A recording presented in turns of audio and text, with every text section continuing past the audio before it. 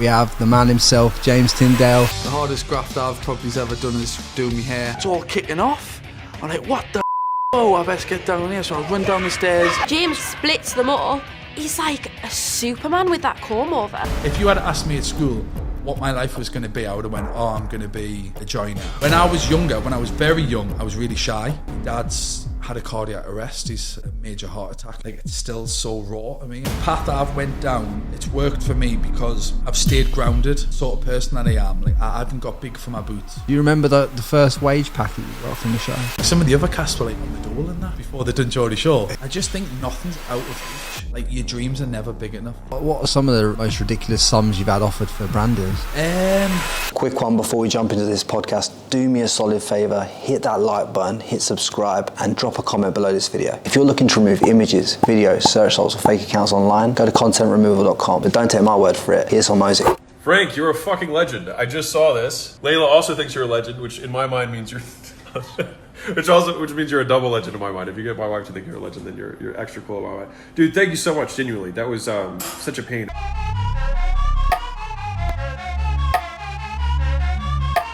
Welcome back to the Newcastle episode of the Frankie Lee podcast. And today we have the man himself, James Tindale. 10 years on reality TV, mate. Welcome to the show. Welcome to the tune. Welcome to the tune, mate. Cheers for having us, mate. Cheers for having us. Been looking forward to this. Yeah, it's been a long time coming. How long have we been talking about this for?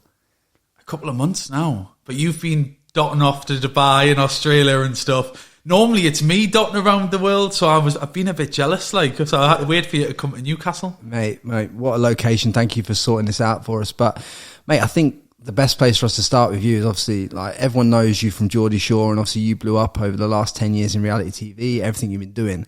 But I really want people to understand more about you and how you started, and obviously your childhood and stuff. What was it like for you growing up in Newcastle and obviously getting things started off?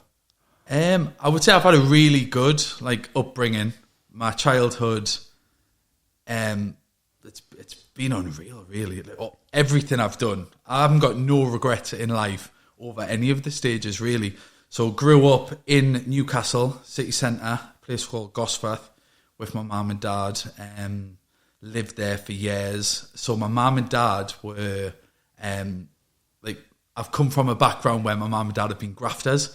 So my mum and dad had fruit and veg shops and stalls and stuff. So they used to work there. Like, me and my brother, I've got an older brother, we used to go into work with them, go down the markets and help out. And from a young age, that was always like the way we were brought up. Like, we always knew we had to work for stuff. Like, my mum and dad done pretty well for themselves, but it was always like, if you want anything in life, you've got to graft for it. Like, this is the way we do it and stuff. And it was a nice upbringing, really. I suppose it's real around here. It's real like working class type of upbringing, in it. Like everyone mucks in together. I think, especially obviously before then, there was no Instagram, there was no anything. So if anyone wanted to do well for themselves, they had to really graft and get their hands dirty. Because we are literally in the part of the world where you have to go and earn every pound note that you get. Yeah, like a lot of people don't realise that. Money's been like a thing here that's hard to come by. It's not as easy to come by up here, is it? Yeah, when you look at places like London and other places like that, it's completely different. Do you think when you were brought up on these market stalls and stuff like that, do you think that's how you got your character into like, so you could talk to as many people as you talk to, and the way that you communicate? Because I see when you're out and about, and obviously the way that me and you have always been, you've always been someone who's been able to talk, have banter. You always, no matter what's going on in your life, you always carry 100%. Some joy. I definitely think a lot of my personality's come down to my family, for like my mum and dad, for the way they've been. Like, we've always had a bit of banter with customers and back and forth. Like, it's never been a quiet household. So like, even like me and my dad's relationship were like best mates rather than just like dad and son. So I've always had banter. Same with my mum. Like, me and my mum, when I was younger, me and my mum used to actually argue a lot. But I was always back and forth like that. But when I was younger, when I was very young, I was really shy. So it's crazy how I've went from when I started like nursery and like the preschools, like until I was about 10, I was quite shy. And once I got obviously confident in myself and stuff, And then I would say when I got to about 14, 15, I really come out my shell, and I was always like, had to be in on everything. Like I didn't, like before I'd like my own space, whereas after that I had to be like in the party, I had to be having all the conversations. I could just never imagine you as shy, mate. Like, cause it's weird. I've done like a full 360. So when I was younger, I was dead shy and I was chubby. And then when I got to my teens and I started getting to the gym, started getting in better shape, I found my confidence. And then like over the years, like bantering with my dad and my mates and that, I just become really, really confident. And like now I could go and have a conversation with anyone. I know at one point in Geordie Shore, we actually got booked. There was 3 of us to do a talk at Cambridge University. So we had to go down there. I think I was like 22, 23 at the time, and sit and talk to a massive room full of people. And like then, to most people, that would be an absolute nightmare, wouldn't it? Public speaking. But we were just like, yeah, just whatever. Like, when I get asked to do any public speaking, obviously you get a little bit of nerves in your belly, like before you go and do it. But then once you start talking and once you start getting into flow, you kind of think, wow, this is what I'm here for. Yeah. Is it similar to you? You've got to be a certain type of person to do them sort of things. Like, I feel like we're the same. Like, I knew when we were going to do this podcast, we would never struggle for conversation because we'd both just go and go and go and go and go. We'll have to probably set a timer. Yeah, mate. Otherwise we'll be here for a week. Mate, we've got time. But I want to go more into this. You find in the gym, obviously, when you're a kid and you're that overweight kid, was it a struggle for you? Was there any like teasing, bullying, all that kind of stuff going on? Because I think kids are the worst. Like, I've seen all sides of it. Like, I've been in the position where people have had to go at me for when I was younger. They used to tease us for being overweight and stuff. Or kids will always find something to have a go at other kids for. And then I've also been in the groups where I've seen other people having goes at other kids as well. So I just think it's that age, isn't it? And then I think you grow out of it, don't you? But I remember years ago when I was overweight and that, I used to be like, I need to do something about this. And then I started, it was before the internet was even massive then. There was dial-up broadband and that. That little phone number. Yeah. Ding, ding, ding. So there was no like podcasts, there was no YouTube, there was nothing like that. So I used to go and buy the magazines, you know, the men's fitness. Like Muscle and Fitness? Yeah, I used to buy them magazines and I used to look and think, right, this is the way I need to be. Like, I need to get myself in shape, blah, blah, blah. And then I remember a few years, it was about 2015, I had a 4-page spread in one of them magazines. So like, yeah. So it come like full circle for you. So that, do you reckon then that was partly down to you visioning that when you were a child? 100%. Because I used to think about it all the time. I used to be like, right, I'm going to get in shape. I know it's going to open doors for us. I know it's going to get us this, that, whatever. I'm going to be a lot more attractive to people. So I'm going to get more girls. I'm going to get more opportunities. And that was like a focus for a while. But it opened more doors than just obviously looking good. Like, I felt like when I was going for job interviews before obviously getting on Geordie Shore, and even down to getting on Geordie Shore, a lot of that was down to how I looked, how I come across, how confident I was, how I could have a conversation with people. And I think if I hadn't have done all that and I'd have just kept in my lane and been shy and timid, I wouldn't have experienced anything that I have in life. Like, I think that was a really big opening point for me to kind of like drive forward for the rest of how I've got on. Is that your first key fundamental then that you give this audience then to say, like, you know, just before you start doing anything else, just get yourself in the right physical shape first? Yeah, I think for me, getting in physical shape, that was a really big impact. And I think if you're healthy and if you're looking after yourself, then like you can do anything. They're some of the first points you should look at. Yeah, getting your mind in check, getting your body in shape, looking after yourself. Like, you've only got one body. If you're gonna like misuse this, then you're gonna struggle with everything else. Yeah. But getting in shape, how long a period of time was that for you? Because obviously you started in the gym when you were what? I started in the gym. I remember me and my mate used to actually get the bus from school. So we used to leave school, we used to jump on the bus and go to a gym. But back then it was like, the gyms were like sawdust and heavy rusty weights, and they were nothing like they were now. You wouldn't see a girl in the gym either, it was just big blokes. And we started going there just after school a few days of the week, and we loved it. Like, and I think in the space of about a year, I made good change. But then from from the point of leaving school, taking it more seriously, up until maybe 2021, completely changed. Like, I was doing jobs around Newcastle where I worked with my top off, so I was in bars. Like, this was a thing years ago. You used to work in bars and they used to hire like lads and lasses. So the lads used to walk around with tops off and would be serving people drinks, and the girls would be wearing bikinis and stuff. Like, that's not a thing now either. No. So like that was, for me, it was like, oh yeah, I can get in shape and then I can make a bit extra money by doing this. And it was just the kind of the path that I went down. I remember the days when that was rife, mate. Like, do you know what I mean? You used to Like, have like spray paint on your body with signs and stuff on, but we used to do the best nightclubs, especially living in Newcastle. Like, the nightlife in Newcastle, it's always been mint. But like back then, it was just next level. I did the old butler in the old buff Butler in thing. the buff, yeah. With the little pinny on it. And we've done plenty of that on the show as well. Like, it's always been just like offered to us, really. Like, oh, do you want to do this job? Oh, you're in shape. Would you like to come and do this job? So back then, with us not being shy, I'd be like, yeah, how much am I getting? 30 quid. Oh, yeah, definitely. I think the best I got was £50 an hour. Like, it's terrible when you think about it, because you're getting violated at the end of the day. Like, you're getting violated massively.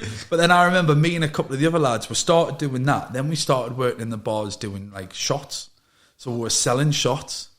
And I remember then I was like, because at the time I was an apprentice. I was doing joinery when I left school. So I was working on site with that, and I was getting like minimum pay. I think at the time I was getting about 60 quid a week. And then I started working these bars, and then I remember I was making £150 a night, £200 a night. And then we started getting savvy with it, and we started bringing our own bottles in on the sly. So then when we sold them bottles, we kept like all of the money for that as well. So we were all just a bit like, and we were making a fortune. Like, back in the day when they were £1 a shot. You know what I mean? Like, they were, yeah. And we would sell, like, I remember at the time I would sell 6 or 7 bottles of like sours and sambuca and stuff. And it was just all cash money. Just all cash, yeah. Had a little pouch on, stuffing it in. If the tax man's listening, that's a joke. Well, no, do you know what? I actually got sacked from that job because I started that when I was 17, and obviously to work in a bar you meant to be 18, but I lied. But because I was like big for my age and stuff, I got the job at 17. It's mental, mate. Yeah, but I've always been. I know on Geordie Shore, I said in my opening line, I was like, the hardest graft I've ever done is my hair. But it never was really, because like even when I was 14 and that, I was doing paper rounds, saving my pocket money. I was doing different bits, selling bits at school and that, to always have more money. But you were also doing an apprenticeship, right? Yeah, I was doing an apprenticeship. So you were doing carpentry joinery apprenticeship. So you started, 16 years old? I started at 15 because my birthday is in August, so I left school really young. And I went straight into that, yeah. I did 15, 16 year old. I did the same apprenticeship. Did you? Yeah. Like, it's interesting that you started off as a carpenter and joiner as well. Like, and it does teach you a lot. Like, I don't regret doing that. No. I couldn't imagine myself staying at school and doing A levels and going through all that drama and trying to do all that kind of stuff. I think fundamentally, I don't know if it was the same for you, but by being a carpenter and joiner, it teaches you a lot about life a little bit quicker, and it also teaches you about, you know, the relevance of applied graft over time. Do you know what I'm saying? I know as well, for me at school, I struggled to concentrate on a lot of stuff, but the only thing that I actually enjoyed doing was physical things. So like, I was doing woodwork at school. I loved that. So that was the main reason I got into that. So there was that, and then I think there was art. They were the two only subjects that I liked. Every other subject, like religious education, I got kicked out of that for being disruptive. I got kicked out of science classes because I was running around with like Bunsen burners and just being a those Bunsens were lethal. Yeah, I was awful at school, and like my teachers would have said that. Like, they used to say to me, "Do you know what, James? Unless you put your ideas up, you're not going to achieve anything in life." And until like I was in my last year, I actually didn't care. And then in the last year, I was like, "Oh well, if I want to go to college, then I need to be able to get like." I need to get these results, I need to do this. And then I actually like cracked on a bit just to get that so I could go to college. But before that, I couldn't concentrate, I didn't care. Did you ever take part in any sports and stuff like that as well? Yeah, so I played football growing up, I done kickboxing. I also, with us being big when I was at school, they always wanted us on the rugby team, but I never liked it. So I played a few games of rugby, but I was like, this isn't for me. Like, mate, I used to get smashed in rugby because they used to put me on. Were you like? They put me on the wing, on the wing, right? Yeah. on the wing. So I'm obviously like looking around, and then I'm thinking I was in the clear, and then all of a sudden, like, Someone would bang, come out, yeah. cleaned up, Yeah. mate. And the pain, because obviously we were always playing rugby at a time when it was like ice. The pitches were like ice, weren't they? You hit there, it's like hitting concrete. Yeah. It's like that's just Horrible. not. Yeah, it's not about it. It wasn't for me, the rugby. Like I sharp forgot about that one. Like, but I enjoyed football, really enjoyed that, but obviously nowhere near the level that could continue with that. And I liked my partying and stuff. So how long were you working as an apprentice carpenter before you started to get these better jobs where you started to earn real money? So I started my apprenticeship, as I said, I was 15, just about to come 16. And I'd done that for, I would say, maybe 3 years. And then when I was about 17, 18, that's when I started working in the bars. And then I'd changed jobs a couple of times. I'd been doing kitchen fitting. I tried loft conversions. I was doing that. But the lads used to have my life, because I used to... The second fix joinery I loved, but the first fix when you're crawling around in the fiberglass and that, I'd go down there, I'd have a wash in that, and they'd be like, oh, you just leave it on that. But I was into my image in that then, and I hated being dirty, so I knew straight away that wasn't for me. So then I started working in the bars for the extra money. And then at the time, my dad set up a new business doing like transport. So then I started driving for him and delivering for him, because the hours that I actually worked for him, I was working less hours for him for more money, and then I could do my jobs on a night time, or I could do all the clubs and that on a weekend. I think at one point I was doing like Tuesday, Thursday, Friday, Saturday, Sunday in the clubs. So then I would go and work for my dad, and I was doing, say, five hours a day or something like that, just delivering schools and dropping things off at hospitals and stuff. And for me, that was like I was buzzing. Just because you got to spend time with your old man as well, I think. Yeah, because I was doing that for him, and then I was like, but then I was driving the vans by myself, so I didn't necessarily feel like I had a boss. So I was like just going around doing my own whatever. Didn't have to get told off from anyone. My dad didn't really tell us off, and it was an easy job, so I cracked on with that. And then I would finish work normally 2-3 in the afternoon, go to the gym, and then come home, get sorted, and sometimes go and do my clubs on a night. So for me, it was perfect. Like, I felt like I had the best of everything, and I was making more money than I was before. Obviously, working on building sites, going to building sites 6:30 in the morning in the freezing. So that for me was like, yeah, I'm happy with this now. And then I just started building, and then out of nowhere, when I was working in one of the bars, there was a team in, and there started being a bit of a talk going around saying, oh, there's this new show coming to Newcastle. It's a bit like Jersey Shore, so they're looking for cast members and that. And I was like, sounds good, it sounds good. But I was just in one of the bars doing my shift, and a woman come in, and she was like, oh, hiya, blah, blah, blah. And I was thinking she's cracking on. Like, I thought she was probably like, I was 19 when I started Geordie Shore, so I'd have been 18, 19. And I thought, this is just having a little go, yeah, isn't she? But she was probably about 26. And I was entertaining it, and that she was like, oh, like, once she got to know us a little bit, she was like, oh, we're actually casting for a new TV show in Newcastle, and we're looking for people who we think would be a good fit for it. So, like, do you like clubbing? Like, sell yourself a little bit. So obviously at the time, dead confident, had my top off, stood there, shredded, just really sold myself. And then she was like, oh yeah, really good. I was tipping shots down her neck and that, getting a mortal drunk. And then I thought nothing of it. I give her my number. A couple of days later, I got a phone call. Still remember the moment now. I was in my mum and dad's house. I was lying on my bed doing something, just on my phone. I got a phone call, and it was her, and she was like, oh, we were really impressed with you the other night. Like, we're keen to know more about you. Would you be willing to come in and do like a face-to-face in front of more people and stuff? And I thought, go on then. Like, at the time, I was like, I've got nothing to lose. Do you think that was one of the most pivotal points of your life? Massively. I still remember it to this day. Like, I went to the Jury's Inn in Newcastle. I think you're staying there. Yeah. It's mad, isn't it? So I went there, and I had to go meet this woman in reception. And I remember seeing there was a few like younger like lads and lasses. Some of them I knew from like around going out in Newcastle. And I was looking at them thinking, I wonder if they're here for the same thing. And went up the lift, got in there, and like first time I'd ever done anything in front of camera or whatever. So there was a big camera in front of us. I had to sit on a stool like this, and they were just asking us questions. And I was like answering the questions and that, and they were like, I knew they liked us because they were like, give it some, basically, like big yourself up. So like, belly's rumbling there. They were like, big yourself up. So I was like, right, okay, I've got now to lose. If I'm going to do this, I'm going to go for it. So I just started selling myself, like just showing my confidence, really.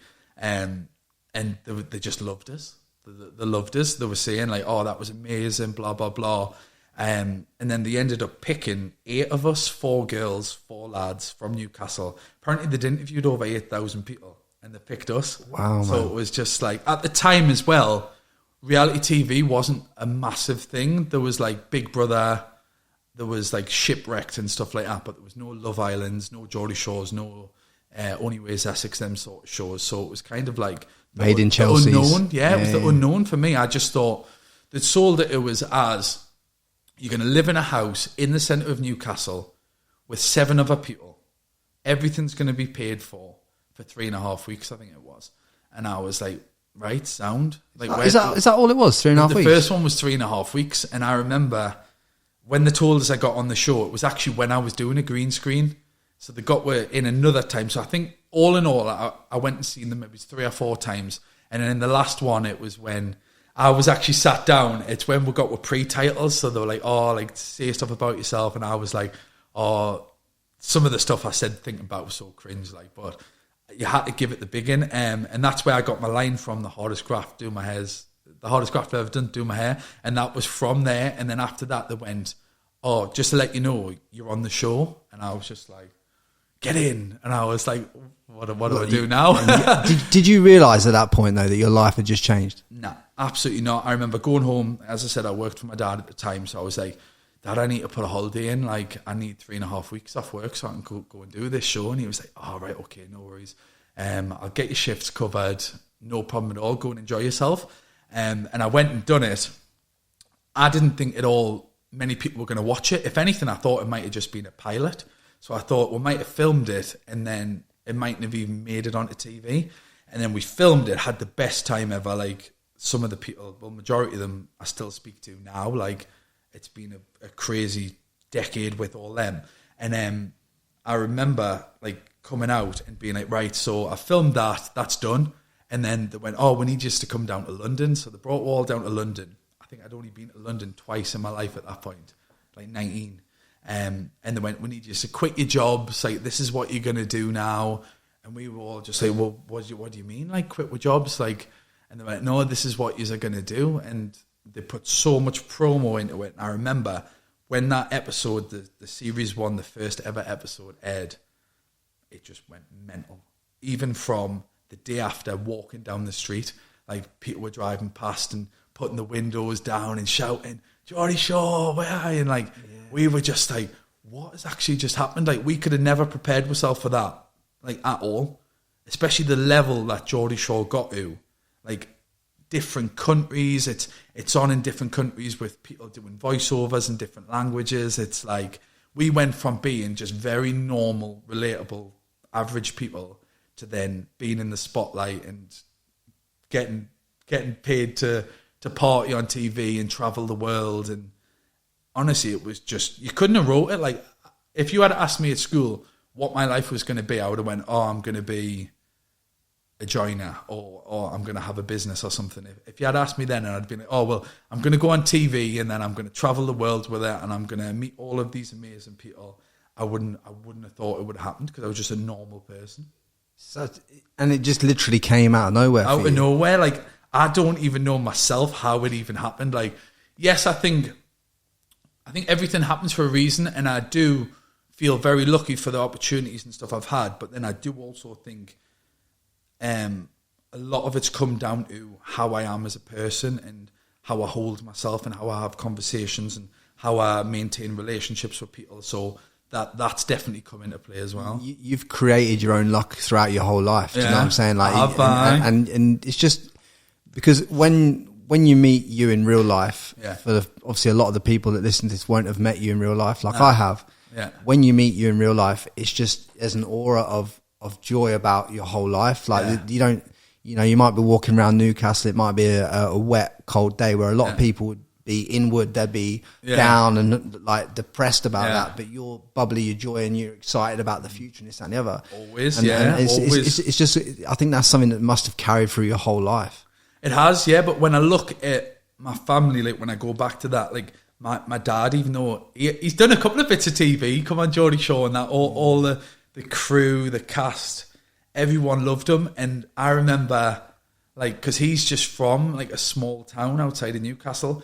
And even now, when I go back up to, do you know, like the supermarkets, if I just nip in to get them some shopping or something, they'll be like, "How's your dad?" Like everyone knows him in the area, and he's just like one of them people that's always smiley and gives everyone the time of day, like has a laugh. And I just think I've always like been like that myself, and I prefer it. Like if I'm in a room and people are being negative or someone's unhappy, I'll try and turn the conversation around to make it more upbeat. Or if there's just no saving them, then I get myself out, because I'm like, I can't have negative people around us. Even like in relationships I've had over the years, like if they're negative at all, it just puts us off them so quick. Like I just like to be happy. I like to be just enjoying life. Well, the thing is, when things happen in your life, they've already happened, and there's not a lot you can do to change what's already happened, right? You can only look for the best in it, right? Exactly. And a lot of people don't look for the best. They look they look to keep compounding what's already happened, and they go in a constant cycle of digging it up, and that, you know, if you can break that mold, you can free yourself. You need to get out of it. Like I just can't be like that. Like I've lost like friendships over certain things, relationships, because of how I've always been pushing to do better and have a happy life. Like I want to be laughing every day. I don't want to be struggling. Like everyone's got their ups and downs. Like I've had plenty, especially over the last few months, but I just think you've got to try and live your best life. You have. Yeah. I mean, you mentioned there about some of the ups and downs you've been through in the last 10 months and before we go any further, like obviously your dad departed the world on, you know, in the last month or two. It's a hard time for you when you're so close to, you know, someone that you've loved all your life, and obviously your relationship with your dad has been, it was incredible. Like spoke on the phone every single day. Like used to see him all the time. Like he was the guy that I would pick up the phone to if I had any problem with anything. Like he was one of them guys that was so handy. Like before, so he was a bit similar to me at first. So like he's had businesses and that, but he was an electrician when he come away from school. So anything to do with the house or whatever, I'd ring him up and he'd come and he'd sort it all out for us. Like, but so experienced in life. So like if I had a problem or if I needed advice for anything, I'd give him a ring and I'd be like, "What do you think on this? Like, what do you think on that?" Even just down to daft things like when we were doing Geordie Shore and we started coming into money, I'd be like, "I've seen this car I like, do you think I should get it?" And he'd be like, "How much is it?" And I'd be like, blah, blah. "Can you afford it?" "Yes." "You've only got one life, just enjoy yourself." That's what he'd be like. Really? Yeah. Really? See, Mark. But he would enjoy them as well. I remember I think I was 21, and this was the car I always wanted. I wanted an M3, a BMW, and I went and I got a new M3, and he was like, he's massively into his cars as well. That's where I've got it from. And I remember I had that, and then he was into motorbikes. So when we were kids, I used to go on the back of his motorbikes. He had like Fireblades, Hayabusas, like all the nice motorbikes. I got into that. So I had, what did I have? I had my M3 and I bought a Ninja, a Kawasaki. Yeah. I remember at the time I was living in, I had an apartment. So it had one garage. So I had my car there, but then I used to leave my bike at his. And I remember I went over to Australia for a bit, and I was like, I think I went for 6 weeks. So I went, I'm going to leave my bike there, and I'm going to bring my car up and leave my car at yours as well. And my mates are ringing us, like sending us messages and that saying, "Your dad's just flew past us in your car." Or I rang him up and I was like, "Oh, how's everything?" He'd be like, "Oh, I've just been out on your bike and that." So he was enjoying it as well. Yeah, so it's nice. It's nice for us to share things like that, like with him. Yeah, but talk me through the day. Obviously, you know, you find out, because obviously I know we were speaking before the podcast, And you were saying about, obviously, you expected to have 10 more years, you know what I mean? Like, this was the kind of mindset you was in back then. It wasn't something I expected at all, because he was 74, but he acted like, as I said, he was like one of my mates, so it was as if I felt like he was so much younger. And then my grandma, his mum, she's still alive, she's 97. So I just automatically expected like another 10, 15 years, whatever. And I remember I was just in mine. I was just doing some stuff, and my mum actually rang us. And me and my mum are very close, but it was always my dad that used to ring us from his mobile. And my mum rang us on the house phone. I was like, oh, this is a bit weird. And I answered the phone. She was like, oh, your dad's went into hospital. He's had a bit of chest pain and stuff. And I was like, oh, God. And I think I automatically told myself, oh, he's going to be all right. He's going to be fine, this and that. And I went through to A&E, because I knew like he was still there, and I was sat with him talking to him. He got put on a ward, and he was like as if he was normal. He was obviously saying, yeah, there's something up, I'm going to have to get looked at. And then he went in there, and I remember going, right, well, they're keeping you in overnight. I'm going to go back to my mum's.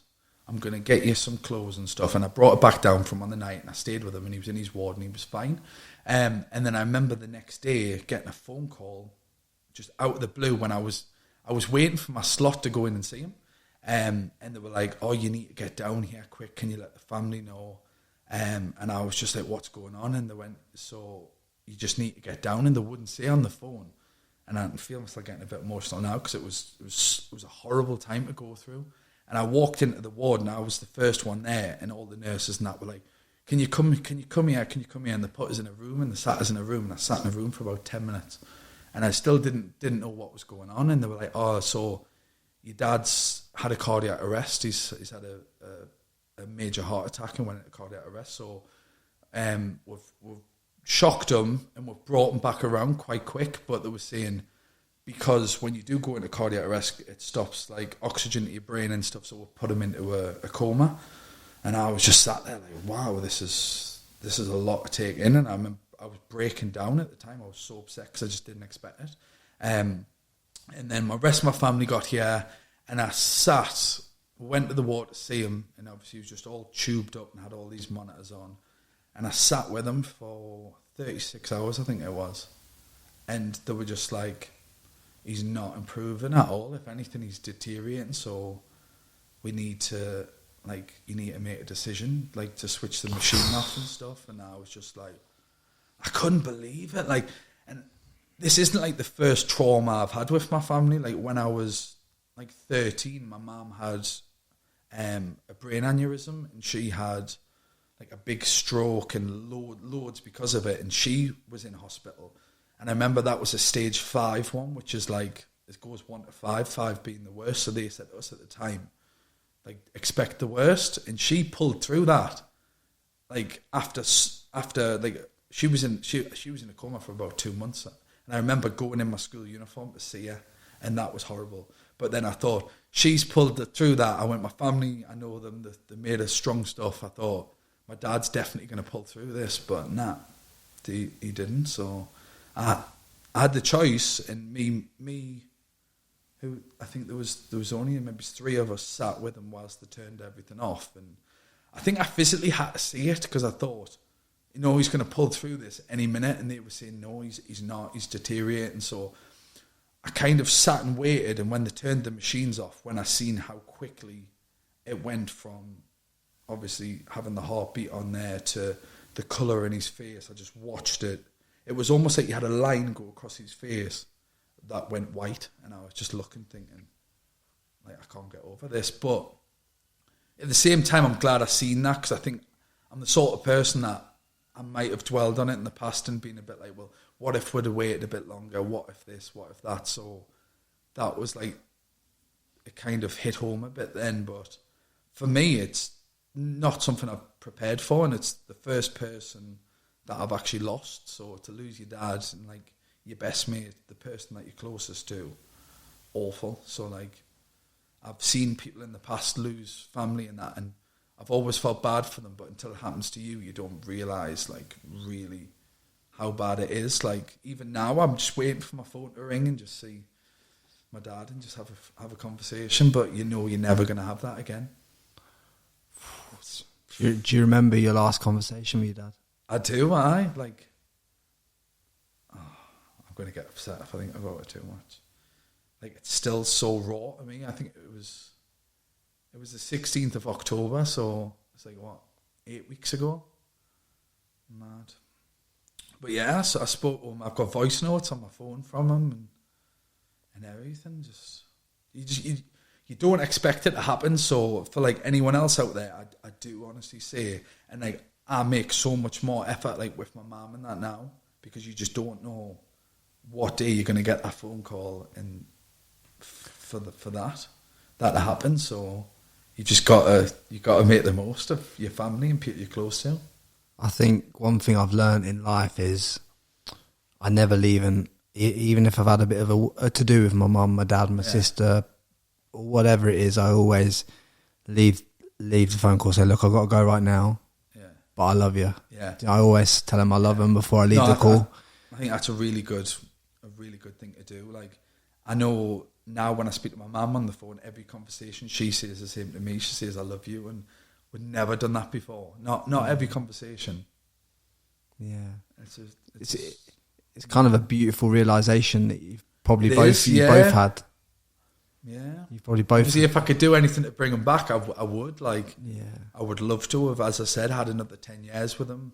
Like, but you were lucky enough to have, you know, 30 odd years with him, and you know, think about the joy that you've brought him. He's seen you go from someone who was working a job to his son's.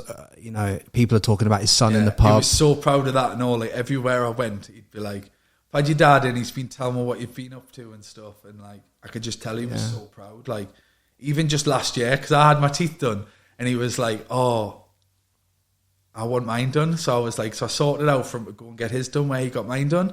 And I was getting messages from people on Instagram being like, "Oh, I'm sat with your dad here. He's an absolute legend. He's been telling us all about stuff." So I know he was so proud of me. So like, that makes me feel good. Like, I know I've never done anything to like upset him, and I know he's always been proud of us. So I think it's a good thing to take away from it. Like, I think in these situations, you just need to think about the positives and remember the happy things. Like, as we said before, if you dwell on the negative, it's just going to dive you into a deeper hole. Like, there's nothing you can physically do to make it better.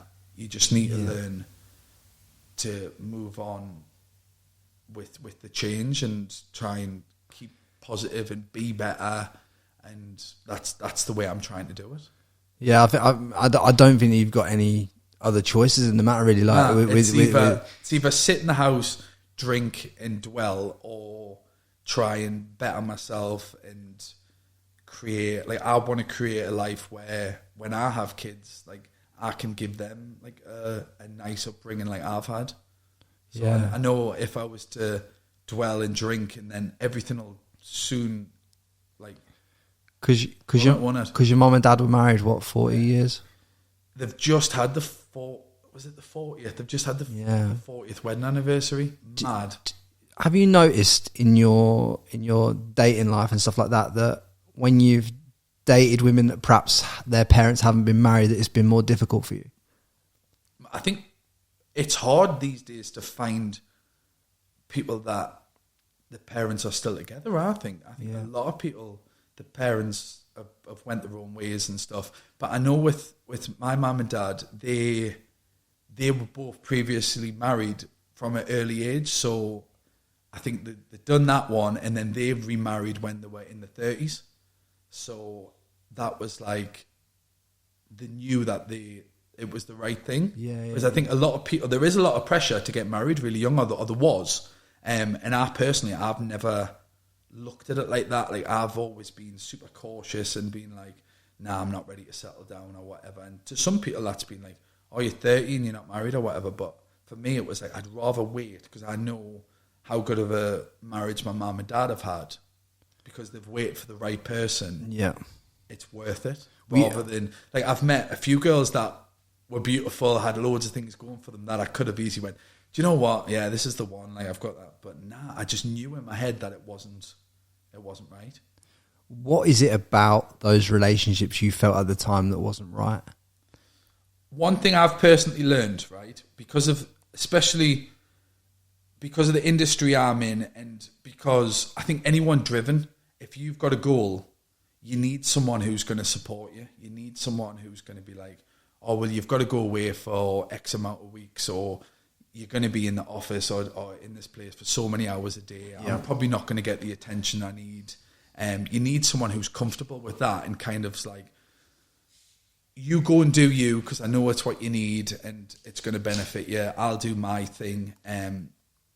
But that's what I've always struggled with. Like my previous girlfriends from years ago, they were always kind of like, oh, well, I don't really know what I want to do. And it's like, oh, well, you're doing this and you're doing that. And like, I could have easily took them under my wing a bit and been like, oh, well, yeah, this is you sorted, blah, blah, blah. But it puts a lot of pressure on your relationship. Like I've found, like I'm dating a girl now who's got all of her own stuff.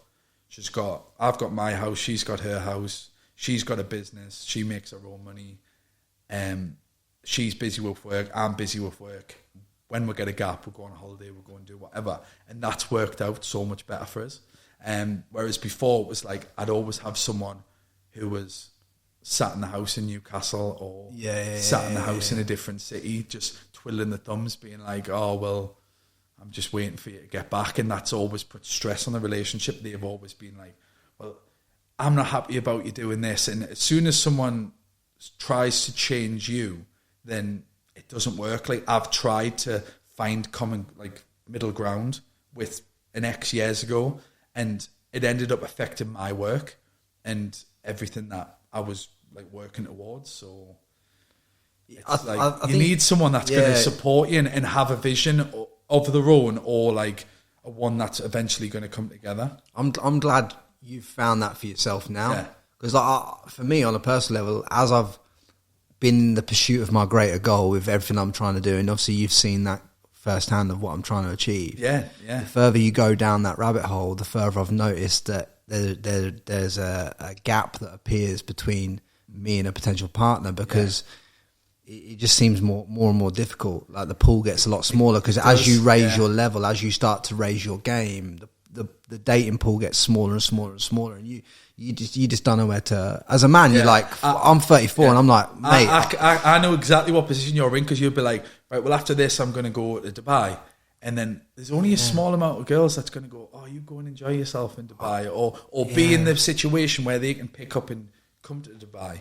So like, I speak or whatever. It's hard. Like I've always struggled with that, and people are like, oh, do you not want to meet someone and settle down? This was years ago, and I'd be like, nah, I'm just having fun. Like I'm working on me. Like, and I think as well, when you've got a goal, it's not like you're chasing girls. Like you are chasing the dream. You know what you want to do and where you want to be. You're not going to clubs every weekend and trying to like sleep with loads of girls and that. It's not like that. It's like you do what you've got to do, and you travel to benefit yourself. And some people think you just living the life, like you're just trying to do it to enjoy it. But it's like, yes, you're lucky to be able to travel, but it's all for a purpose. Yeah, there is a greater I'm jealous of you in Dubai. I think I'm going to come out. Mate, you are. You're welcome, mate. You're welcome to come stay, man. I'm going to go back out there for 3 months and go and try and smash podcasting out there, mate. I think there's a big opportunity out there for anyone that wants to go and do bits. But I think if you want to do something as well, you have to be committed,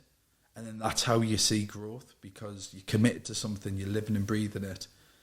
Whereas if you just do something part-time on the side, say like if you were just like, oh, I'm going to do my podcast on the weekends, you're not going to get the growth that you are if you fully dive in and commit to something. That's been like what's happened with me in Geordie Shore and everything like that, because I've literally just went, oh, you want us to quit my job? Yeah, I'll quit my job. Like I didn't know where I was going to be in a year's time or 2 years' time or 5 years' time. Like I'm grateful that I've managed to have like, I think it's 12 years now I've been doing TV, and like I wouldn't have expected that. I wouldn't have expected 12 months when I started. Was that a gut feeling you trusted? Do you know what? I just think I've always been like, if I get an opportunity, I'm going to make the most of it. Like if I get offered something, I would hate to then. Imagine if I had said no, and then now down the line I'd be like, seeing obviously all the other cast doing stuff and being like, that could have been me. Like I've always had fear of missing out.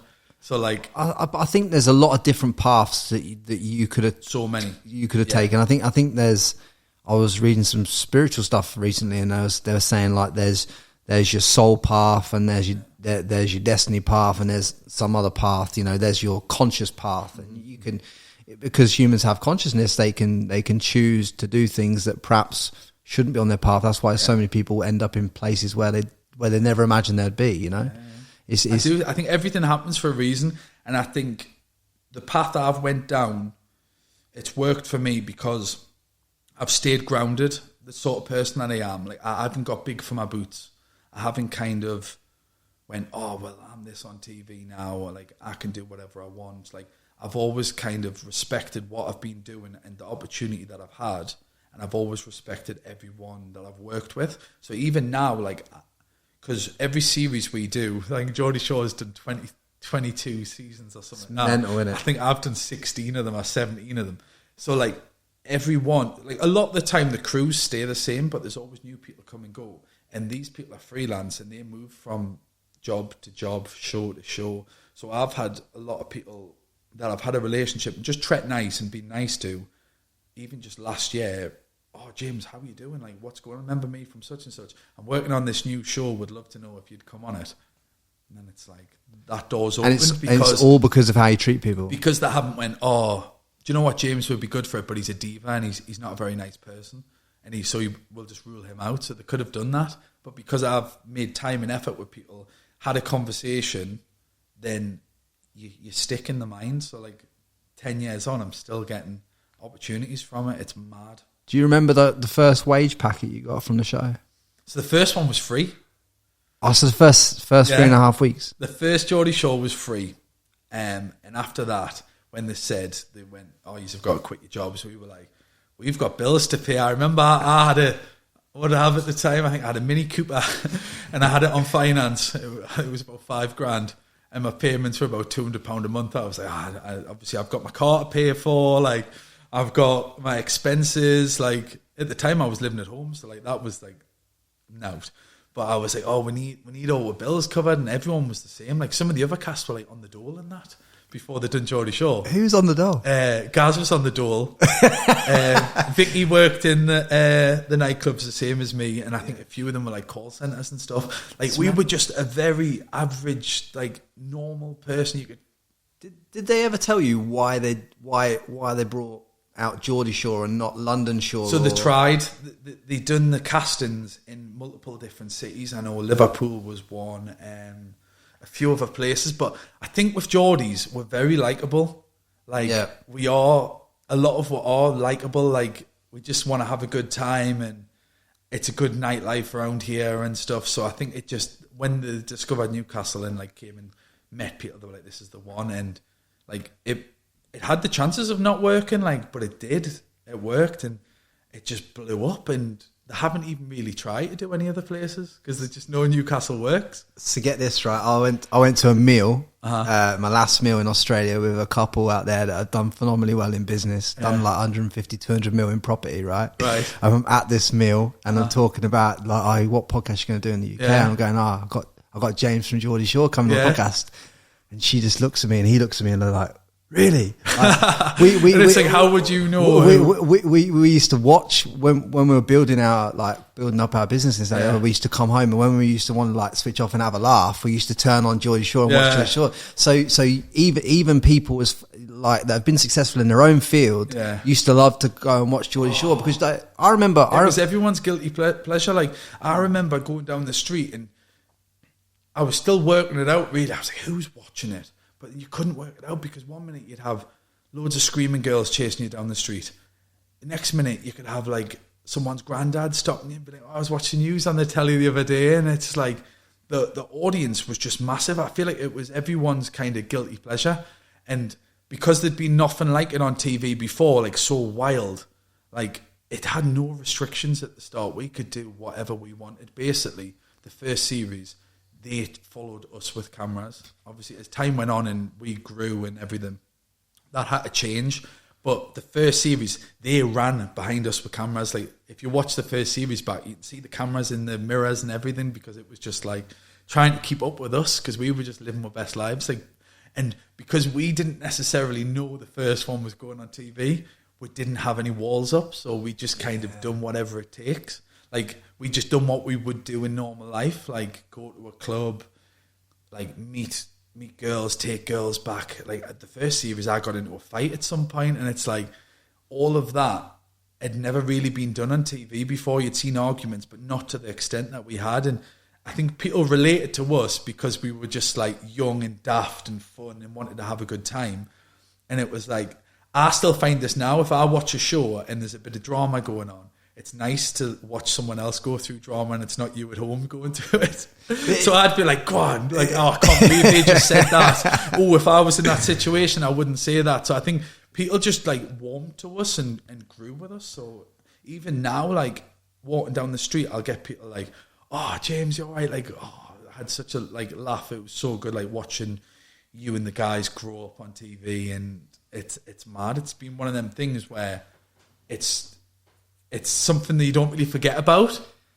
Like everyone, I feel like everyone, and as you said there, like people who've done really well for themselves, like on the other end of the world, like they've watched Geordie Shore. It's mad, like, and I've been lucky enough because of it to go to Australia like multiple times, and some of the best experiences from my life have been going over to Australia. What was the first series? What went over to Australia? First series, it was fairly early on, because I remember me and Sophie, one of the original girls. So it was maybe, I think it was before we'd done Cancun. So it was like 2012. We went to Australia, and me and Sophie were just like normal, like, as I say, normal. Like, my dad's a grafter, her dad's a grafter. He's got restaurants and stuff. But like, we'd never travelled like business class or anything. And MTV put we in business class, and we're sat there and we're like taking photos of the food and that, because we're proper buzzing. And we went over to Australia, and I think Twitter was around then, and we'd been posting that we were going. We pulled up at this airport. I can't remember which one it was, because we're doing tours everywhere. And there was 100, 200 people waiting there. There was hundreds of people in Australia? In Australia, because we'd never been to Australia before, and it had done so well there. Like, even now, if I go on my Instagram and I look at where my followers are from, it's like UK, Australia, Italy, mental, blah blah blah. Yeah, it's still like massive. And because none of us had been there, like, they all waited in the airport, and they had like little koalas and like Tim Tams and stuff, and all these like Vegemite and stuff, and they were how good are Tim Tams? The unreal. I've never had one before. They were giving me presents, and I was just like, at the time, I felt like I'd been like a singer or something, or like a boy band or something. I was like, this is madness, from just being a normal lad in the street and going out to nightclubs to then going to somewhere and having people. I remember I'd done a nightclub once, and some girl fainted, and I had to get a stretcher in. I had to get a stretcher in and take this girl out, and she was passed out. And I was just like, for me, because this was so new and I hadn't been brought up around any of this, I reckon for the first 5 years I was just like, what is going on with my life? Like you couldn't plan it. I bet it was just a whirlwind. It was just like, what is going on? Oh, you want us to go to Australia for 6 weeks? So I was just like, what? Then the next night, when I was in the UK, when we were filming a lot then, like the demand for Geordie Shore was mad, so we were filming like 3 shows a year. At the time, there were 6 weeks at a time, so when we were filming that's all we were doing. We didn't have time to do anything else. But whilst we were there filming, we had agents who were getting nightclub appearances, and we were doing all the daft stuff. Like, I think I had a calendar out at one point, just like stupid stuff. But like every night of the week, I'd come out from filming, and I'd speak to my agent, and he'd be like, "But your 60 nightclub appearances lined up for the next 3 months." And what were you getting per appearance back then? From being like, I don't even know if we've spoke about this before. I don't even know if any of the lads have, but like, we couldn't believe it, because we went from getting what we would in a month for getting for an hour for turning up to a nightclub. So like thousands, we're getting thousands of pounds to turn up to a nightclub. So you got 60 events, you're getting like 2, 3, 4, 5k a pop. More. Not that much, I wish. No, we were getting on average. It depends. on the early, when it very first started, we were getting maybe 1,500 to $2,000 a nightclub, and then as it got on, it was getting more. But like, it's pretty good money, mate. But like at the time, so I was 19 when I started. So when I started doing the appearances and stuff, I was like 20, 21 year old and getting like, and you didn't know what to do. Like, it was just overwhelming, and we were just like, yeah, like more. But at the same time, that did have an effect on like my physical health. Someone who'd been so into the fitness and training and like looked after themselves, watched what they ate, that turned to you're getting drunk for 6 weeks on a TV show, kind of eating what's in the house, and they loved getting with takeaways on nights out and whatever. So then turning up at these nightclubs, and when they book you to do an appearance, they expect Geordie Shore, they expect you to be drunk. Like, I would take a couple of mates with us at the times. Like, at one point, I actually hired one of my mates who didn't have a job to be my driver. He was called The Driver on Instagram, hashtag The Driver. And so he was like out of work, but then got to live this life with me, and everywhere I went, I'd have 2 hotel rooms, all the drink would be paid for, would have meals paid for, I'd pay for all the food and whatever when we're out and about, all the petrol and that. And obviously 20-year-old living the dream, going to clubs where there was just like girls, it was just 90% girls. Us Geordie Shore lads worked in the clubs because all the girls would come to see us, and then lads would come for all the girls. So it was like being in a boy band. It was absolutely mental. Were you saving the money, or were you blowing it all, or what was going on? No, I've always been sensible. Like, I've never been like, wow, like I've enjoyed it, put it that way. Like, I could have saved a lot more, but I haven't been like, oh, I've got this amount in the bank, I'm going to spend all that, or do you know what, I've made this amount of money this month, I could go and spend $3,000 a month on a flash car or whatever. Like, I was never really that to that extent, but I did enjoy it. Like I'd go on holiday whenever I could. I've always from like 20, I had like a lush apartment, and then like I've had nice houses and stuff since. I've always had like nice cars, but never like to the extent where I've been like overly flashy. Like, because as much as I love the attention, sometimes you don't. Yeah. It's strange, and I feel like if you're in this, especially now that Instagram's so big and TikTok and stuff, I feel like a lot of people want to look the part, don't they? So I could have easily fell into a part where I'd be like, oh, well, do you know what? I could afford to have a Lambo or whatever. I'm going to get it just for Instagram. But then it's like, I think it's because I've had my family around us as well. Like, as I said before, when I bought my car, I was like, ask my dad. But I think if it was something daft, he'd be like, no, James, don't be stupid. Do you know one thing that's daft that me and you have both done that I've just realised? What? we didn't put a ticket on the car, did we? No, we didn't. We didn't. Talking about daft things. Yeah. So we're lucky I've saved a bit of money so I can pay for the parking. Yeah, so we both just got fined 120 quid. Yeah. Just I'm sat here. I feel like because I'm from the era where reality TV wasn't so big. It's not like going on Love Island now. Whereas, like, I've seen people go on Love Island and stuff, and then automatically they blow up overnight and... Million followers. Yeah, getting 1 million followers, and you feel like... Boo-hoo. Yeah, you'll get everything there, and the brand deals you come out with will be ridiculous, but then you could easily go, do you know what? Oh, well, I've made it now, but you've always got that worry in the back of your mind, whereas I've always had that. I've always thought longevity and, like, I mightn't have this in 2 years' time.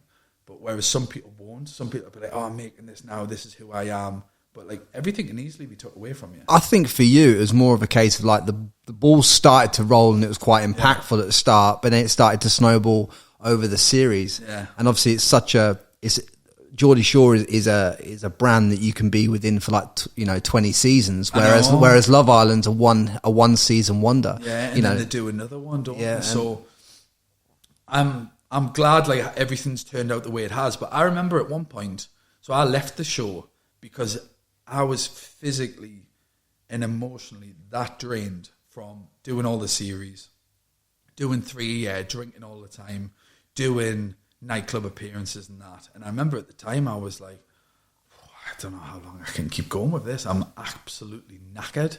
I was just burnt out. I was started putting weight on. I remember I got in a relationship at that point, and before then, I was always like single, staying single, making the most of it. And I think that was like a comfort thing for me.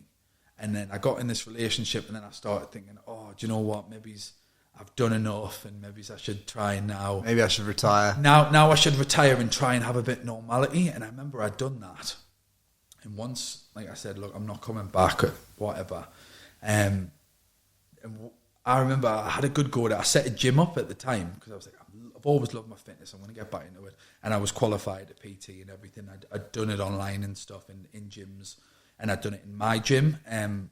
But then I remember like it got to about 9 months of like not about a year maybe of not doing TV anymore and giving it a go and trying to get this gym off the ground and working like it's the most I've ever worked. I was working like 10-hour days and stuff and training clients back to back and trying to juggle everything. And for the reward I was getting from it, from what I was used to, I was like, this is hard. I was like not as happy as I used to be. And at the time, my girlfriend, she was just like on the ride with us, really. Like she wasn't doing her own thing. She was just like living my life. And we got to the point and I was like, oh, I don't know. And then the relationship collapsed. We broke up. And then I continued with the gym for a bit. And then I still remember I got offered in Australia, actually. I got offered a show in Australia, and it was something daft. It was first dates. So I went and done first dates, and I was like, oh, well, they've said I can go out for a week. I was staying in Sydney for a week. It was one night of filming. So I thought, right, I'm going to get a break, and I'm going to go over and do that. And I loved it, and I loved being back in front of the camera, and like the producers loved us and that. And then they started talking about us doing other things in Australia. On that night, not joking, lying in bed, jet lagged, phone goes, Geordie Shore producers, would love to have you to come back, James. Like, what do you think about it and that? So they'd seen that I was single again and I was doing TV again. Straight away interested. And I was like, I remember thinking, I didn't want to sound too keen, but inside I was like, yes, I'm going back. I need to. And I was like, oh, well, I'll come meet you in Newcastle. Well, obviously we've got a lot to discuss. So flew back, got talking to them. Still had the gym going in the background, but I was like, I'm going to have to take a bit of time away from it. Agreed everything, went back, done a series, and I was like, why did I ever leave this? Like, this is what I've been born to do, like, and I've had this opportunity, make the most of it, like, and it's worked out, like, perfect. Like, as I say, since I went back, that was probably 3.5 years ago, I've done other different shows from it, I've built everything else around it. I come out of the gym just before lockdown. So obviously, if I had still been involved in that gym going through lockdown, like I feel for anyone who had a business during lockdown. So I feel like everything has just happened at the right time for us. Divine timing. Yeah, and then I've come away from that, and then I've started building on other things, and now it's like Geordie Shore was at a point where people were so invested in it over the years. Its narrative and what it is about isn't the same. It's like not about young people going out in Newcastle getting drunk and going on the pull. Now, like, people are invested in our lives. They want to see what's next and what everyone's up to next. So it's more going into like the businesses and everything else running on the back of it. Yeah. So it's like if one thing from my life has been that pivotal point and been the thing that I'll always look back on and go, that's been that point, is Geordie Shore signing that first ever series and doing it, because it's come and gone from my life in them two instances that I've said. And it's just both times, even coming back years later, where, do you know, that time I didn't expect much from it. I just thought, I need a break, a reset. I can make a few quid from it, and then decide what I want to do after that. To then all these other doors opening. So, and how was that when you had that break?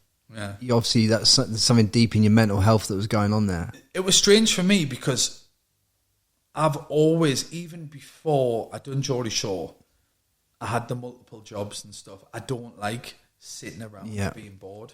And then when I was doing Geordie Shore, I was obviously constantly filming, so my mind's occupied doing that. I was doing the nightclubs, I was travelling, I was doing everything else. So then doing that to then not necessarily having a routine or being busy every day, to like trying to make myself busy, it was a weird, just so strange for us. Because I started it so young. Like, my life, I haven't went through probably some of the stages that some other people would go through. Do you know what I mean? Yeah, 100%. Because I've kind of been like from You being missed a teenager. You missed a part of you. Yeah, to boom. Yeah. Most teenagers, you go, oh, well, enjoy yourself, but obviously make sure you put your time into your work and everything else.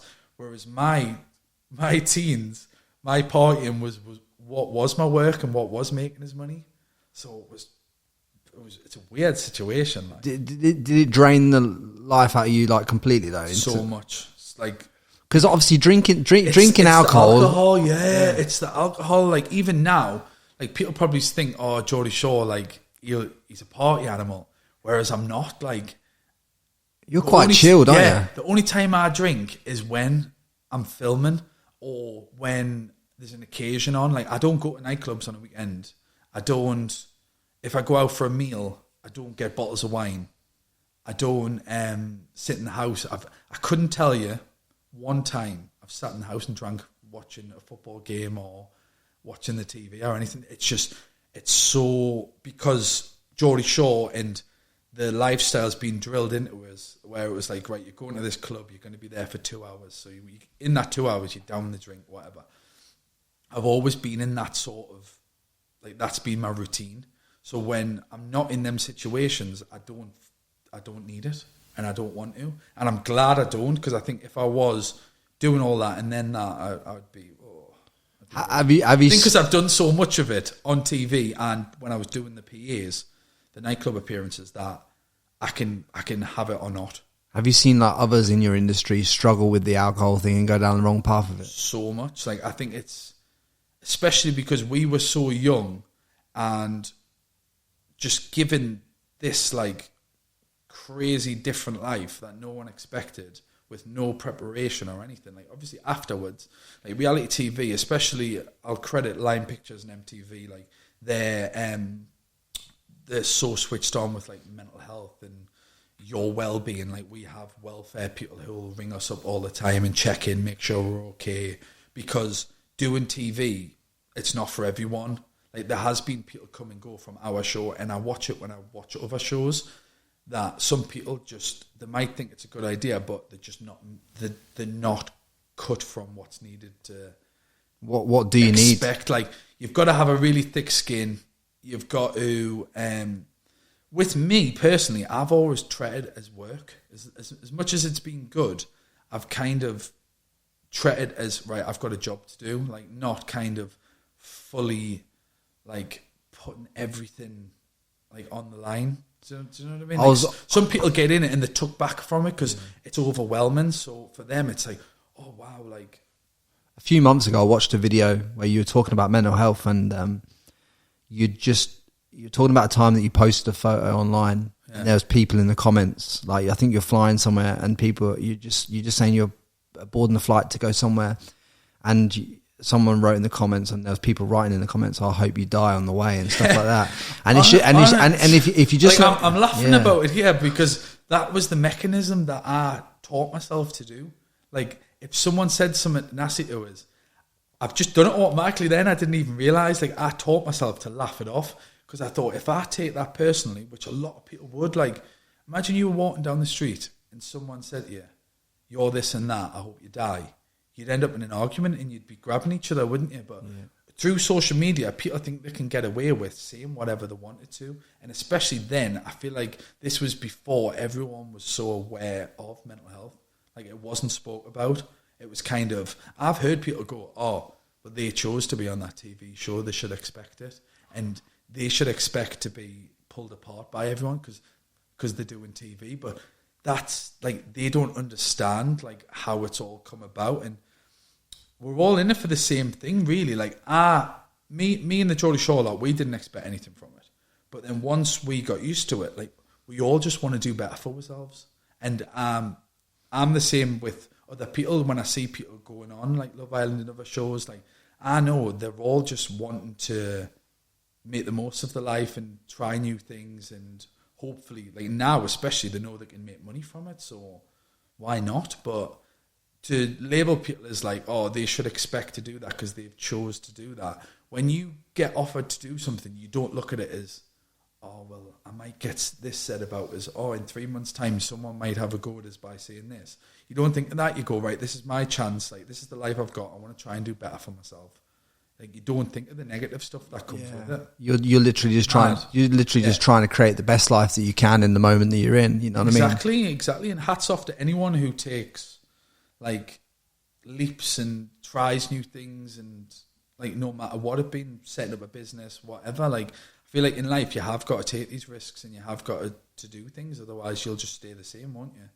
And for me, I didn't know at the time that it was going to be the TV that was going to make my life better. Like, as I said, I thought it was a pilot, and I would come out of that and I'd had a good time. And I went back to work for my dad, and just because of the way I'd brought up, I'd set up a business and done something. That's what I thought I would do. At the start of this podcast, you were mentioning about the fitness magazine, and about how you believe that you'd manifested that into your life. Do you do things like vision boards and create goals and lists of goals? I used to. I don't anymore because I feel like I've done it for so long. Like, it's already there. It's already in I already know. How long were you doing it for? For years. Every Even when you were a kid? Did I used to do it when I was a kid? I always imagined. I think I might have. You know.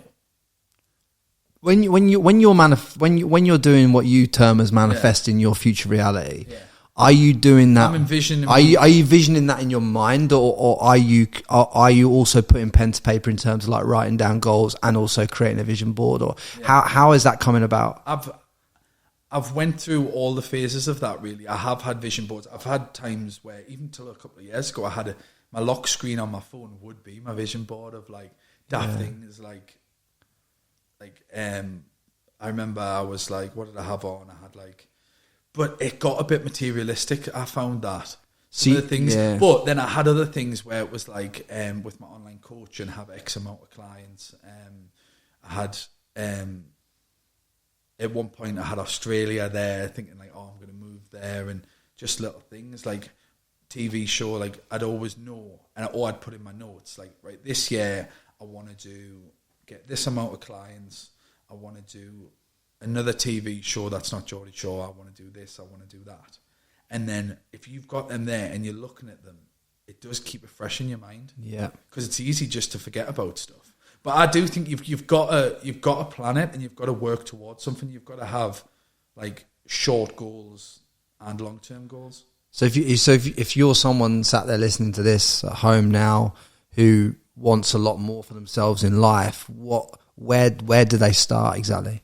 They just got to take the first step, haven't they? They've just got to do something towards that goal, no matter what it be. If it's to get in shape, they need to look at the diet, or hire a coach, or just go for a walk, or step in the gym, or whatever. If it's business, it's do your research and look into that. Find out a lot more, the ins and outs of it, and work towards the path of creating that. Do you think that a lot of people don't get too caught up in the analysis paralysis of looking at stuff that they're going to do, but then don't take enough action on doing it? I think a lot of people say they're going to do stuff, but they never end up doing it, because 9 out of 10, they've got a comfort zone and they don't want to step out of it. So how have you consistently, because it's very consistent in your life, you've always stepped out your comfort zone. Yeah. So what part of you has been curated to allow you to keep doing that? I think with me, I got addicted to the lifestyle, like having more. And like we said at the start, like I'm a very happy person. So I want to do things that make us happy.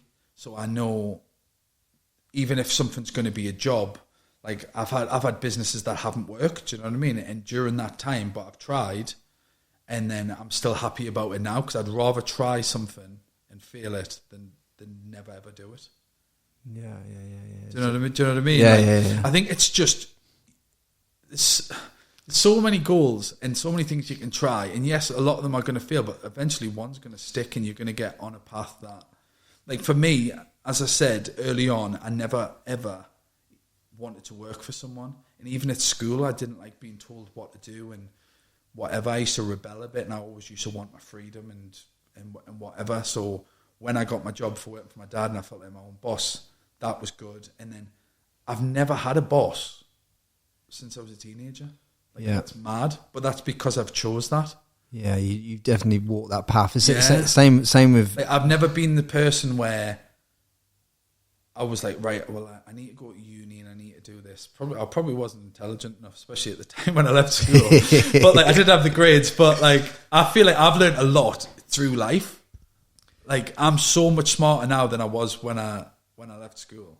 Like, I was ridiculously dumb. You've learned everything that you've learned by trial and error. Yeah, exactly. Like, yeah, the only reason that's the best way to learn. The only reason your relationship's strong now and why you're with a grounded, like the grounded and well-rounded businesswoman and woman that you're dating right now is not what James would have envisioned for himself when he started on Geordie Shore. Like, do you know what I mean? Because he's just going for tits and ass and Australian bird, whatever. Like, looks hot. Taking us back there, bloody hell.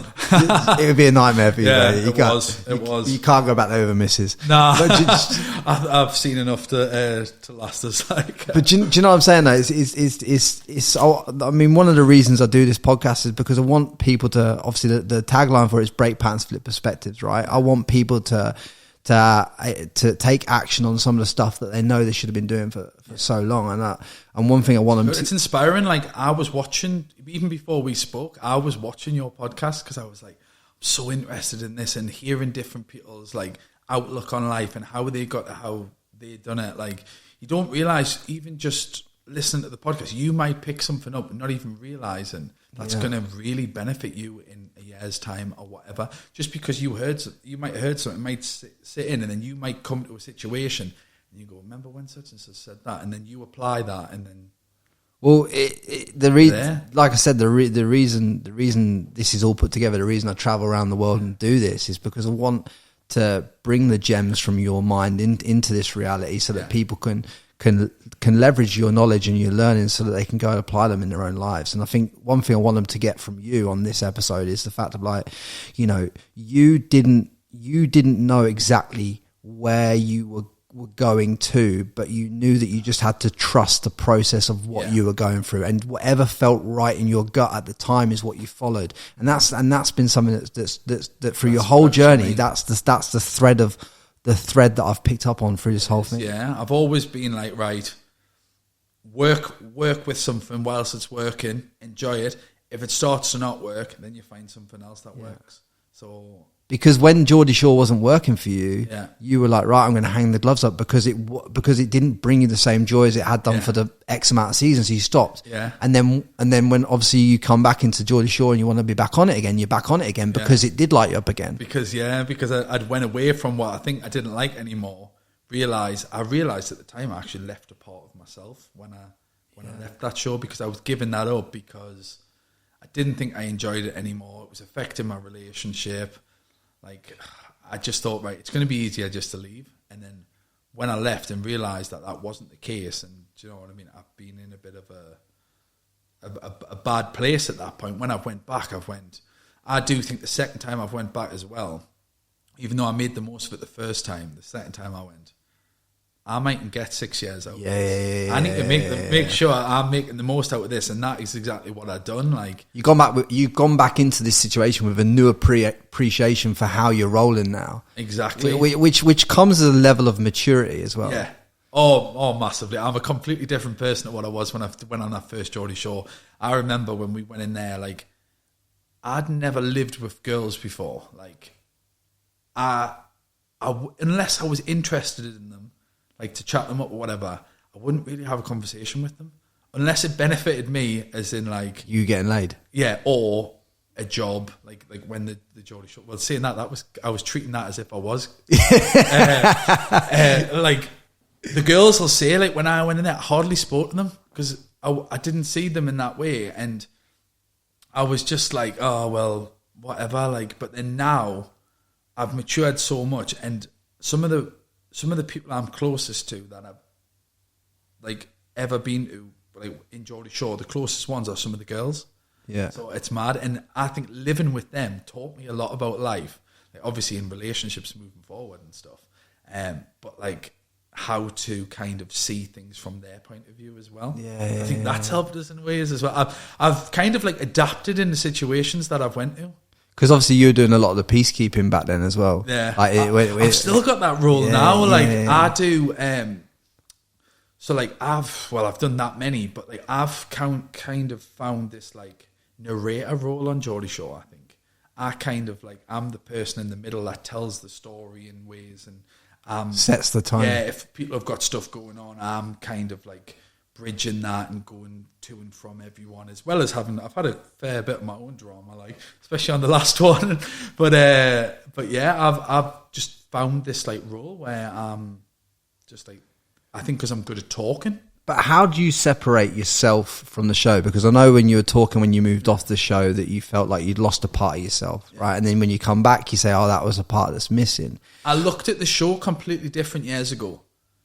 Now I look at it as work, like more as work. Whereas then I was like, "Oh, I can't believe that I've got this life, and I'm doing this, and like, oh, this is a good life. Well, if I do this, then I'll get this, and then I can do that, and then I'll go there."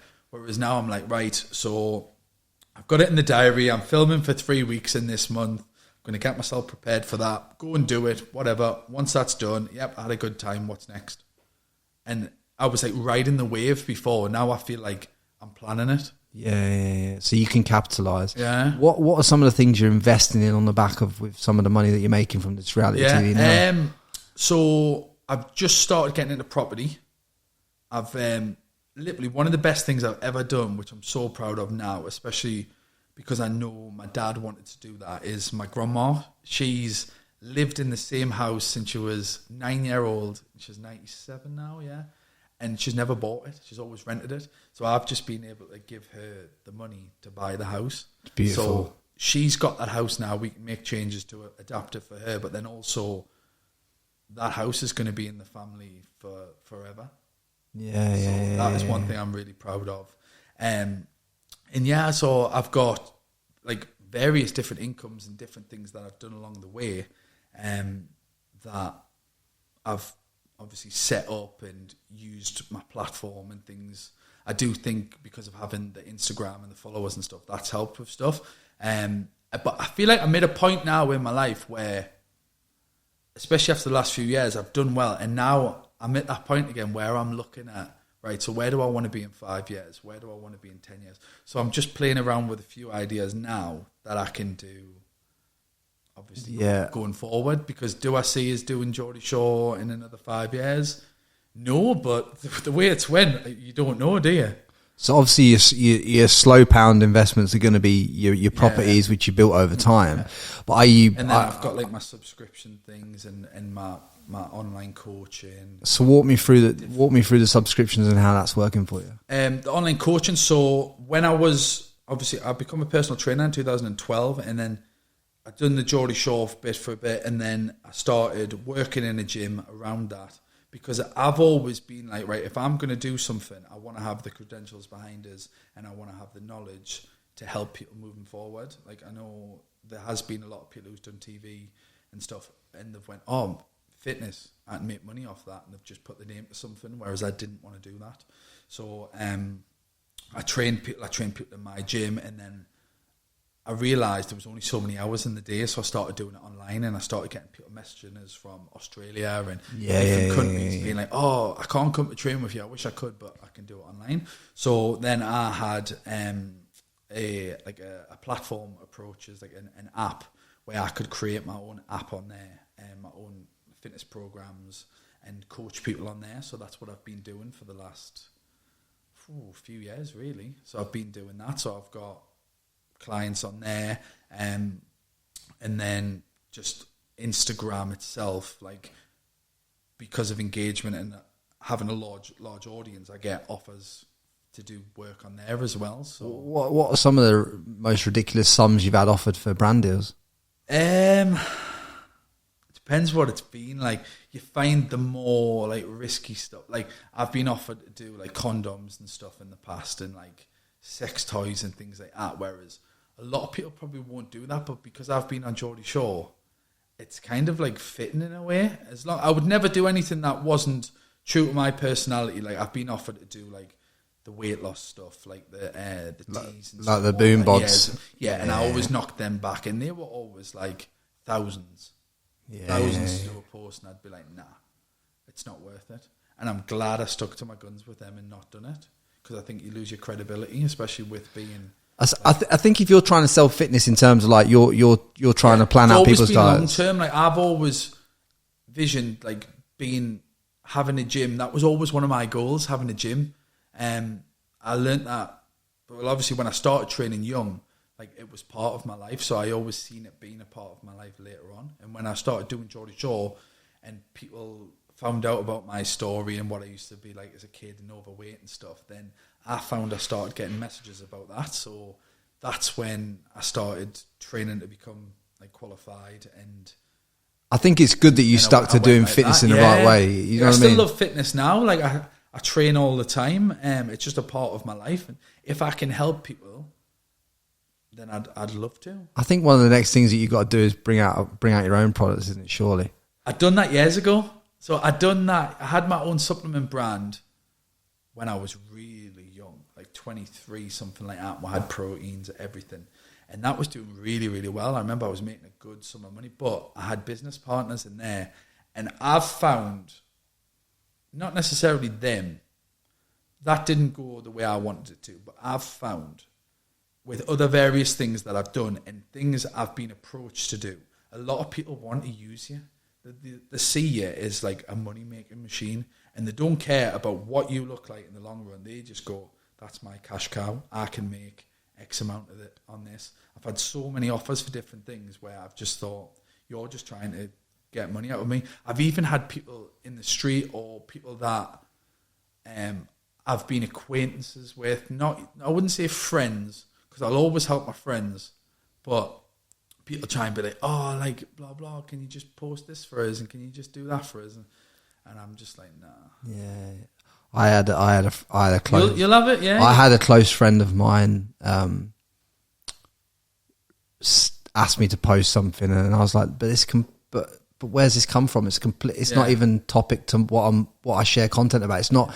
I can't share that because it's not for my audience. She says, yeah, but it's for my brother. I'm like, yeah, but that's even worse. It's not even for you. It's like I'm good mates with you, not your brother. Do you know what I mean? Like, they don't see it as it'll only take them a couple of seconds, but it's not that doing whatever it can be could be damaging for you for it's like, you know, if you're not involved in that sphere of stuff and you're sharing it, it's like, well, that's not congruent with who I am. Yeah. You know what I mean? Like, and you and I both know that the first people to come for you are the people that, if they see a chink in you, like of being incongruent, they come at you. They come at you hard. And definitely. And it's people got to realize, as you start to build more and more of a following, of a listenership, or anything, you're gonna get people just the crab in the bucket mentality comes out, and people just try and pull you back in that bucket, and they don't want to see you succeed. Yeah, and it's a shame. People stop seeing you as a person as well. Yeah, they stop seeing you as who you are. They start seeing you as, oh well, they're famous, or they've got that following. They're my quick money making thing. They'll be like, how can I make money? Oh, I know such and such has done well. I'm going to ask them to do it. But like for me, I've always found my friends haven't asked us to do stuff like. But if I seen one of my friends, I would do it myself. I would help. Yes, this you would share it or whatever. Like if it was something that was really going to benefit them, like it's not a quick money thing. It's like this what they're passionate about and what they're doing, and it'll help a lot of people.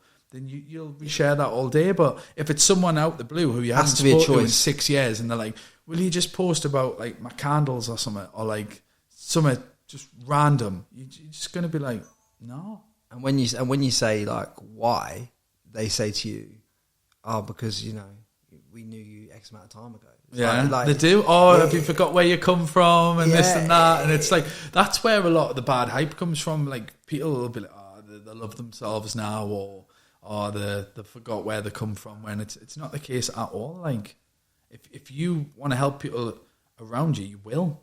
Like, but getting bombarded by all these DMs and messages about stuff that. Do you know what? You know they're not even passionate about it, so in 6 months they're probably not going to be doing it again anyway. Yeah, no, they're quite happy for you to chew your brand on it. Yeah. But I've had that in the past. I've had like friends and stuff where I've went into business with, and then they just like they rely on you to do everything, right? So then you do it. but then they don't like the fact that you get the credit for it. Where they're like, oh, have you seen James's brand or whatever? If they're not getting a mention in with it, then they start spitting the dummy out. Like my gym was a bit like that, so I was like, nah, because there was a few partners in that, but I was the one who advertised it and got everyone there. And then, how have you dealt with losing people though throughout this journey? Because when you go through a journey like this, you have to lose a lot of people. You do, yeah, I've heard so many quotes about this recently and all, and it's like people are on your journey for so far, and then give like what was the reason to like why you can't take them with you? Like everyone, I think it's because that